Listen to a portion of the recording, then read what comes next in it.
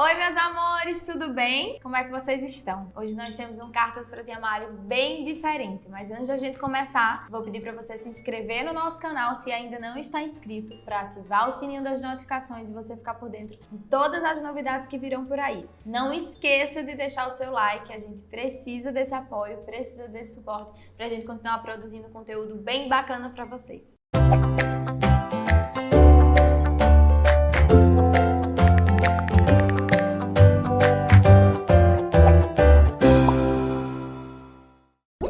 E hoje eu tenho um convidado bem especial, que é a Thaís, uma embaixadora linda que nós temos, que ela é lá do @VDVestibulanda, e nós vamos bater um papo bem sincero sobre TDAH, o transtorno do déficit de atenção e hiperatividade. Então a Thaís vai falar um pouquinho sobre a experiência dela e a gente vai explorar um pouco desse tema que ainda é um tabu e, como vocês sabem, esse espaço que a gente construiu aqui tem espaço para tudo, menos para assunto que teoricamente não poderia ser falado. Aqui não existe isso. E tudo que a gente puder usar, do que na sua... Dá pra continuar, viu? Do que nós sabemos, do que a gente construiu, do que temos de informação, nós faremos isso para proporcionar a vocês tudo que precisam para vocês saberem e até se reconhecerem, quem sabe, tá bem? Então vamos bater um papo com a Thaís, que tá aqui com a gente. Thaís, muito obrigada por ter aceito o nosso convite. Eu imagino que para você falar sobre isso também seja motivo de superação, então eu agradeço também e quero que você fale um pouquinho sobre você, se apresente e que você nos diga como é que você descobriu aí o seu diagnóstico de TDAH. Oi, meu nome é Thaís, né, como a Mari apresentou. Eu sou a vestibulanda, sou de Maceió, tenho 23 anos. E o meu processo de TDAH ainda está sendo construído, né? Porque eu descobri realmente ano passado. Já tinha um histórico, né, para saber que eu tinha os sintomas e tal, todas as características, mas eu nunca consegui ter condições financeiras de ir para um neuropsicólogo para tentar fechar um diagnóstico mais correto. Quando entrou agora essa pandemia, aí eu vi a oportunidade de fazer uma terapia com a neuropsicóloga para ver se eu conseguia ter esse diagnóstico um pouco mais explorado, né? Aí pronto, aí eu comecei, acho que em abril, e a partir daí ela desde as primeiras consultas ela já viu que eu já tinha umas características do déficit de atenção, fiz testes, eu já tinha feito alguns testes antes, mostrei para ela e tudo. E assim, é uma desconstrução todos os dias, né? Porque desde pequena eu me pressiono bastante, principalmente em relação ao estudo. Eu sou uma pessoa, tipo, o perfeccionismo, né? Eu sempre tento buscar que eu tenho que ser a melhor aluna, tenho que ser a melhor, ter o melhor desempenho e tal. Só que não é assim, né? A gente sabe que existem momentos de altos e baixos e que a gente deve se entender quando estiver no momento do baixo, a gente entender, poxa, estou aqui, vou viver esse momento, mas depois eu vou me erguer. Isso. Esse depoimento é muito importante e eu queria que a Thaís falasse um pouquinho pra gente, até para elucidar um pouquinho quais são esses sintomas, como ela se reconheceu, o que é que ela já percebia. Porque é muito pouco comum a gente falar do TDAH em adultos, né, em jovem e adultos. Esse diagnóstico, ele geralmente as pessoas associam muito à infância. E sim, deve haver, como a Thaís disse, um episódio na infância, sim, até para que se justifique esse diagnóstico quando feito posteriormente. E aí eu queria que a Thaís falasse um pouquinho, caso você sinta à vontade, sobre quais eram os sintomas e as características que você desde já percebia que talvez aquilo fosse um alerta para investigar. Desde pequena, assim, eu sempre fui muito mandona, muito mandona. Eu sempre queria as coisas do meu jeito, tudo, então sempre tinha aquele lado da impulsividade, das brincadeiras. No primeiro dia de escola, eu já tinha mordido o menininho lá, porque ele não me deu brinquedo. Então, assim, na escola mesmo, quando era prova, eu ficava com dor de barriga, ou senão eu não conseguia parar na carteira, né? Assim, por exemplo, quando era a hora do assunto e tal, eu não conseguia, às vezes eu chamava o coleguinha para conversar, mandava muito bilhetinho, que era para conversar, eu não conseguia fixar o meu pensamento ali no momento, né? Sim. Mas, assim, eu soube do TDAH uns 4 anos atrás. Uns 4, 5 anos atrás, que existia o déficit de atenção. Porque eu sempre tinha uns lapsos de memória, Sim. né? Assim, seja no estudo, seja numa conversa. Então, assim, às vezes eu posso aqui estar conversando com você e do nada dá aquele lapso e eu nem lembrar do que eu estava falando, entendeu? Então, assim, a atenção mesmo já diversas vezes já fui quase atropelada, porque realmente não afeta somente no estudo. Às vezes pode acontecer de que, mas às vezes dizer, Thaís, mas eu acho que eu tenho déficit de atenção, porque eu não tenho atenção na hora do estudo e tal. Mas aí, sempre o que os psicólogos que eu tinha passado, neurologista, sempre pontuava isso. Mas, isso é só no estudo ou também é na vida, né? Assim, no cotidiano. Porque uma coisa podia acontecer, por exemplo, de você estar num momento difícil, né? De, sei lá, ter problemas familiares, relacionamento, amizade, e não conseguir focar mesmo no estudo, né? Na hora do estudo. Isso. Só que aí, quando você vê que não está somente no estudo, você já fica um pouco preocupado a mais. Sim. Né? Sim. Então, foi aí que eu fui vendo que tinha esse tipo de desatenção, tanto para atravessar uma rua, quanto para... Às vezes eu estava querendo atravessar uma rua e às vezes eu esquecia que eu estava ali para atravessar a rua, entendeu? Então eu ficava voando, ficava olhando o passarinho, depois é que eu lembrava que, eita, puxa, tô aqui para atravessar a rua. Sim. Entendeu? Ou seja, de fato então, havia assim, um comprometimento, não é? Em outras situações do cotidiano, não só naquilo que se refere ao estudo. Isso é muito interessante da gente pontuar, porque muito comumente as pessoas acabam associando essa dificuldade de concentração nos estudos com o TDAH, mas não é só isso, até porque a gente precisa dizer aqui, deixar muito claro, que nós estamos falando de um transtorno, nós estamos falando de um déficit. Então, assim, não é um diagnóstico que as pessoas devem se autodiagnosticar, por exemplo, porque eu tenho dificuldade de estudar, porque eu tenho dificuldade de sentar, me concentrar e aprender. Não é só isso, né? Um diagnóstico como esse é sério e exige sim uma avaliação psicológica, exige sim um diagnóstico médico, exatamente para que o sujeito consiga ser avaliado e para que essa equipe multiprofissional consiga desenvolver um tratamento acessível e possível e aquilo que for necessário para compensar, não é, esse déficit, para que você consiga levar a sua vida normalmente, porque de fato envolve determinados comprometimentos que devem ser analisados e que vão além dessa esfera do estudo, né? Existem outras coisas envolvidas e eu acho que isso é muito interessante da gente destacar. Então, muito obrigada por você ter dividido, né, esses sintomas com a gente. Você escuta, tá? E você acabou de falar sobre essas frases que você diz, né? Acho que eu tenho TDAH, acho que eu tenho isso. Você percebe essa banalização do diagnóstico, assim? Você percebe essa banalização, inclusive do termo, né? Assim, porque, volto a dizer, estamos falando aqui de um transtorno, não é nada que eu acho que eu tenho isso, como, por exemplo, acontece muito com a ansiedade, né? Acho que eu tenho um transtorno de ansiedade generalizada. As pessoas se autodiagnosticam muito em função de determinado episódio de vida que estão passando. Então, não é só um episódio que caracteriza, é preciso analisar todo o histórico, até porque o TDAH também tem um componente genético, então é de fato preciso uma avaliação, não é? Eu comprei até um livro sobre TDAH, porque assim, no começo foi muito difícil de aceitar. Eu passei por uns 3 neurologistas, uns 3 psicólogos, e eu tava dizendo, não é isso, eu acho que... E eu sempre escutava, não, mas olha, muitos médicos ou psicólogos querem dizer que a pessoa tem déficit de atenção porque ganha alguma coisa na farmácia, ganha alguma coisa. Sempre aquelas conversas que você vê que... Acionismo, não é? Puxa, sim. Então, peraí, até que ponto você tem que enxergar isso como um prejuízo ou como uma coisa que vai lhe ajudar, você descobrindo, poxa, se eu tenho TDAH, eu vou estudar esses modos, assim, como como o TDAH atua em mim, entendeu? Porque TDAH não quer dizer todo mundo é igual, que tem TDAH, mas assim, às vezes alguém é mais impulsivo, alguém tem mais, mais desatento, né? Porque tem vários... Sim.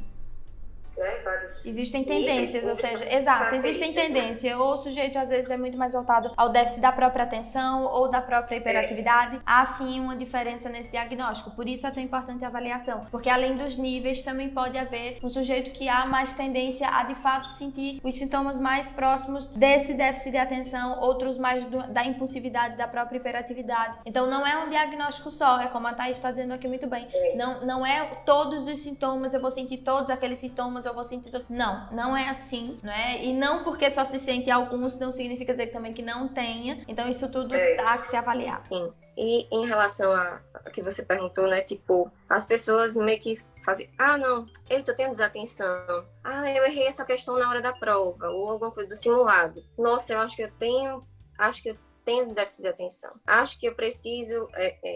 será que é um medicamento? Não sei o quê. E a banalização do medicamento, né? Que acha que é a pílula da inteligência, que você vai ser o super-homem ou a super-mulher. E assim, não é, né? Não é. É como dizer assim, se fosse para ter déficit de atenção ou não, eu preferia não ter, né?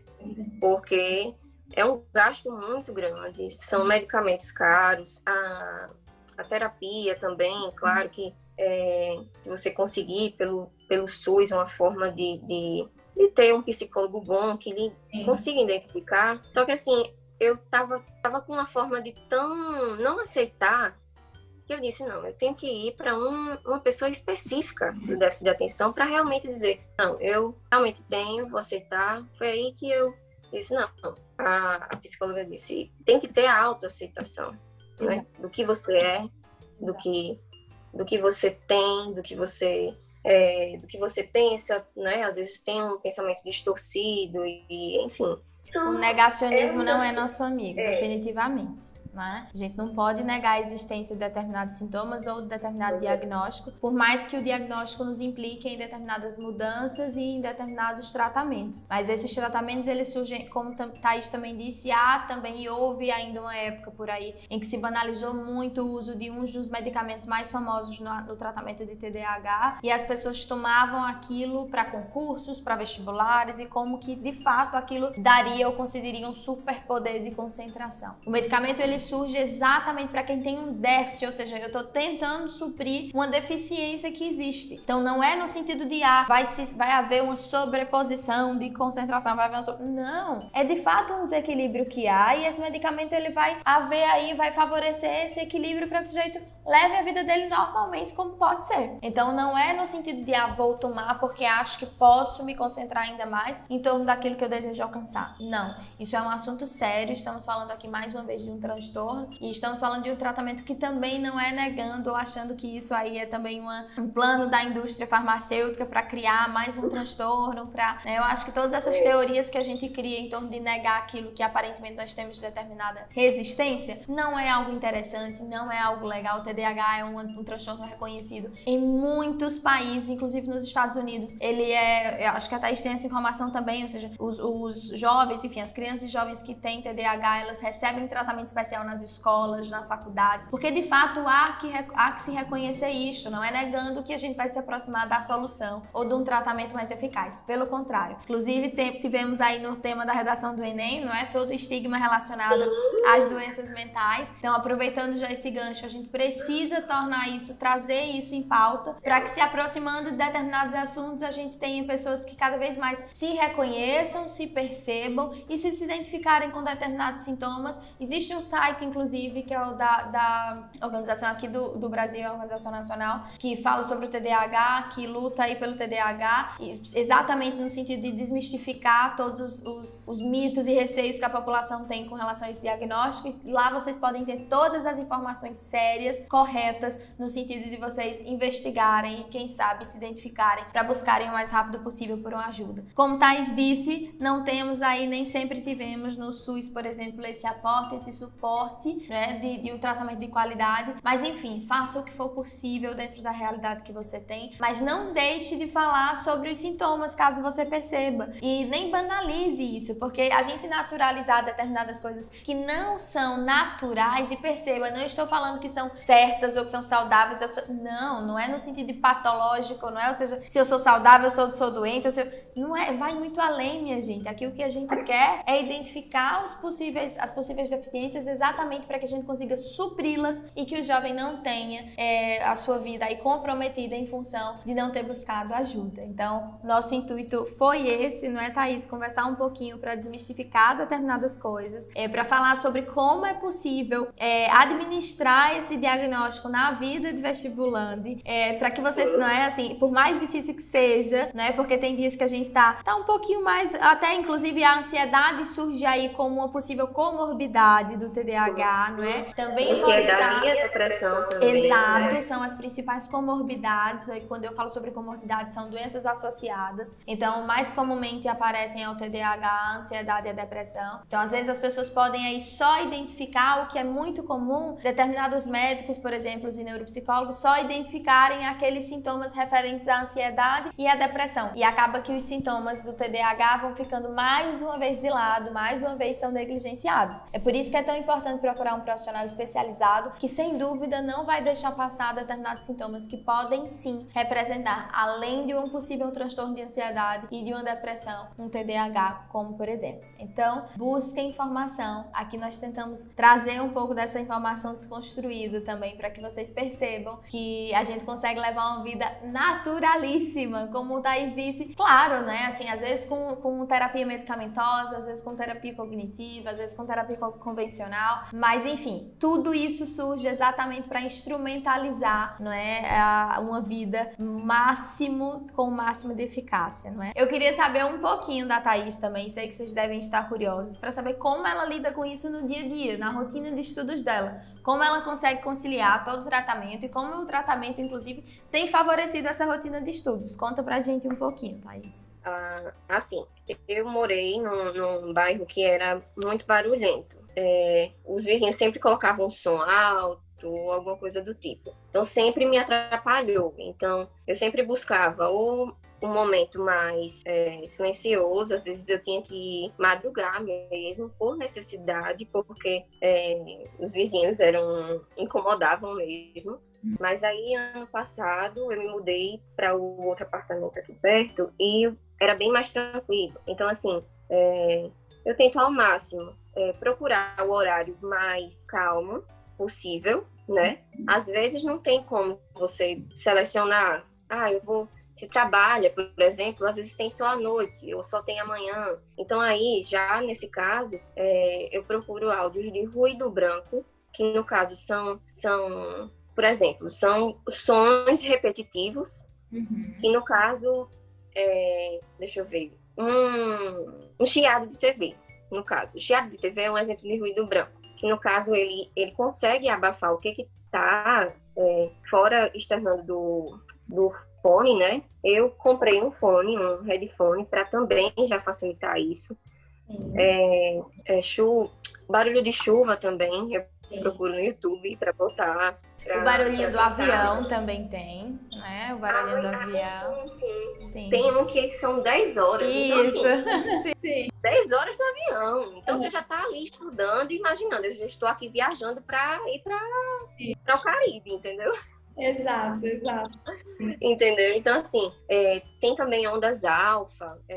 Tem umas coisas assim, ondas alfas e onda beta.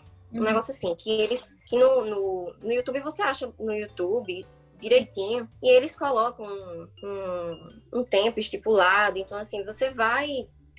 claro, você bota o fone de ouvido. Teve uma vez que eu até perguntei à minha psicóloga, que eu disse, mas isso aí pode me atrapalhar na prova, porque eu tô só estudando com som. Sim. Né? Mas, como é um som que não é, por exemplo, uma música, alguma coisa do tipo, então dá para ajudar, entendeu? Isso. Que é um som do cotidiano, querendo ou não, são sons que a gente está habituado a escutar, não é? Não é nada que você vá ali e sim, faz sentido. E assim, na pandemia, né? A gente tá ainda na pandemia então todo mundo tá mais em casa. tem uma conversa. Às vezes a gente quer, não, a casa tem que estar em silêncio. Mas até que ponto você pode ver que a casa, as pessoas que estão lá podem ficar de silêncio? Às vezes tem que trabalhar, às vezes tem que... É uma rotina diferente da sua. Então você tem que se adaptar, né? Não moro em um local assim 100% silencioso, né? Eu não tenho. Claro, quem tem condições, você pode botar uma janela anti-ruído, uma porta anti-ruído, né? Construir um ambiente de estudo que seja favorável. Sim. Mas quem não tem condições, poxa, você pode tanto juntar um dinheirinho para comprar um fonezinho, não tão caro, mas assim, que dê um suporte, entendeu? Ou até mesmo do seu celular, você coloca aí e você tenta se adaptar com aquilo. No mês de dezembro, no começo de dezembro, estava muito barulho pelo dia, no outro apartamento que eu estava. Então, o que eu estava fazendo? Eu estava trocando de horário. Eu estava dormindo pelo dia e acordando e estudando pela madrugada. Então, assim, claro que isso não é saudável se você levar isso para todo sempre. Mas se você vê que realmente você precisa daquele gás para estudar, para você dar aquele esforço mesmo, é necessário, sabe?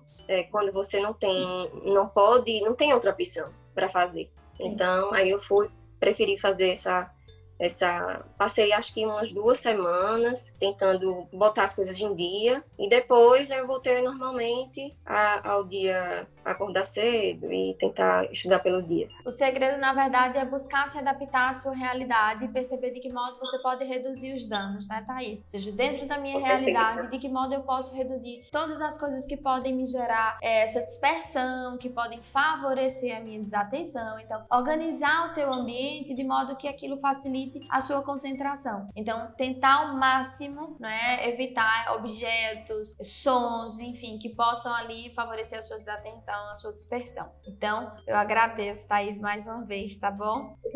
E eu agradeço muito por vocês terem me convidado para falar sobre déficit de atenção, porque, assim,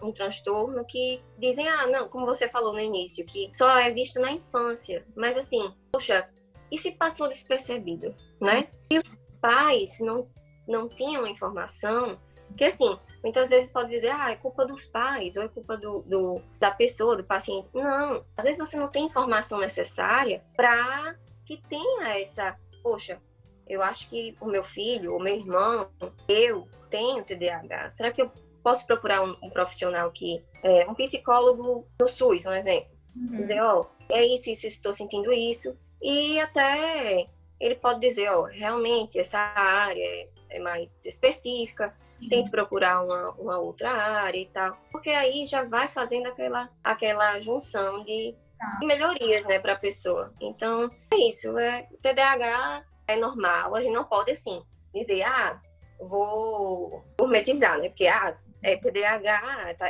é o superpoder, como a gente estava falando. Isso. Mas, assim, dá para viver. Entendeu?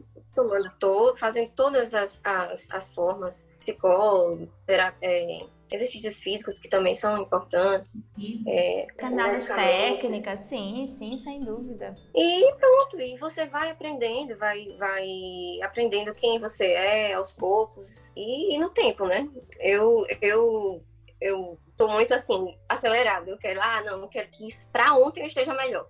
Mas não, tudo tem o seu tempo e eu tenho certeza que uma hora eu vou conhecer muito mais tudo isso. Sim. E isso vai me ajudar bastante na medicina, que é o que eu almejo. Esse foi mais um Cartas para Tia Mari. Eu espero que vocês tenham gostado, que vocês tenham curtido o nosso papo. Foi um papo bem desconstruído, bem leve, para que vocês consigam entrar em contato aí com o TDAH, né? Envie esse vídeo para quem você já ouviu, talvez banalizando o termo, ou quem já falou, eu acho que eu tenho TDAH. Envie esse vídeo para essas pessoas e até para os seus amigos que talvez vocês saibam que tem já o diagnóstico de TDAH. Não tenho dúvida que isso vai ajudar muito nesse processo de identificação, tá bom? Eu agradeço demais vocês que viram até o fim. Não esqueçam de deixar seu like, não esqueçam de se inscrever no canal e fiquem atentos que já temos mais um vídeo. Um beijo!